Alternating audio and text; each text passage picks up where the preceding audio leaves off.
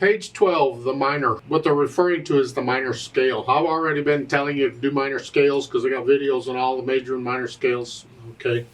Well, let's just talk minor scales briefly. Since they're talking about it, we'll talk about it. Hopefully you know, and if you don't, I'm about to tell you. A scale is simply a set pattern of whole steps and half steps.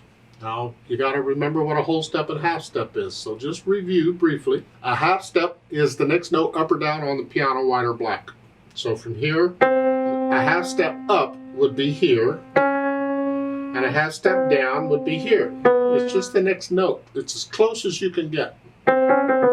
We build on half steps. That's very important to understand half steps. A whole step is simply two half steps. So it's got a half step and a half step, so that would be a whole step. It's got one note in between. This is a whole step because it's got one note in between. Whole step because it's got one note in between. Whole step, whole step, whole step. Okay. A set pattern of whole steps and half steps. For a major scale, and we use C major because it uses the white keys, it's easy to see the pattern here.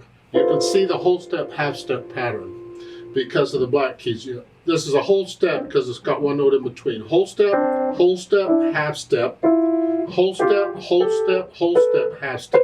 So whole, half, whole, half, whole, half, whole, half, whole, half, whole, half. Yay, all that.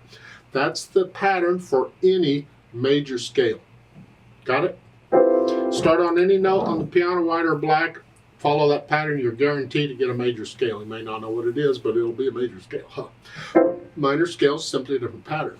And for minor scales, we prefer to use all the white keys again. And the minor scale with all white keys is A minor. That's what they're showing on page 12. A to A. You can see the pattern. Again, whole, half, whole, half, whole. Whole, half, whole, half, whole. Whatever. That's the pattern for any minor scale. I think it's easier. Just go learn the scales as I present them in the scale videos, and you've got them.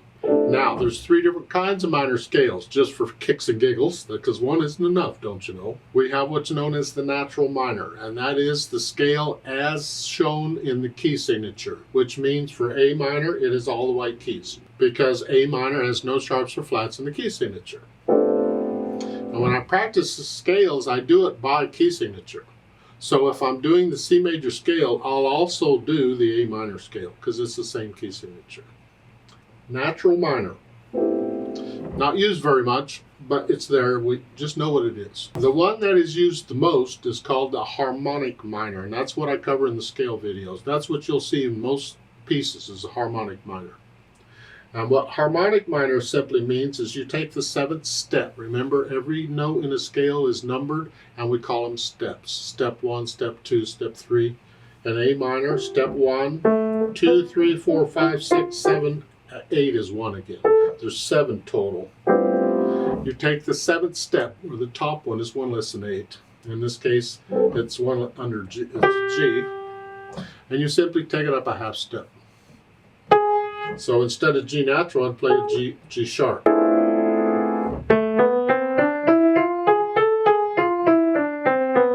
That's the one you hear the most. It's cool sounding. Huh. It's better than...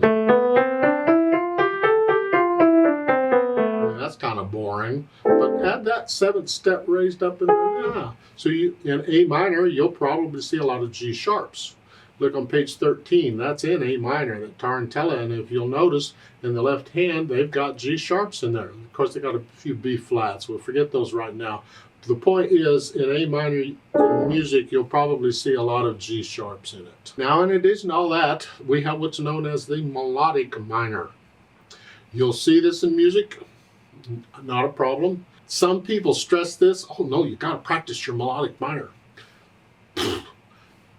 I've never had a problem playing it in music when I need it. As long as I can do the harmonic minor and I know what the melodic minor is, I've never had any problem. I don't practice melodic minors and I don't push it. It's just, you need to know what it is. Melodic minor depends on whether you're going up or down. It changes. Remember, the harmonic minor, we raise the seventh step, and it's always raised, up or down, doesn't matter. Well, in melodic minor, we're going to raise the 6th and 7th step going up. So it'll be 6th and 7th. So there. So there'll be an F sharp and G sharp in melodic minor. But when coming down, we're going to play the natural minor.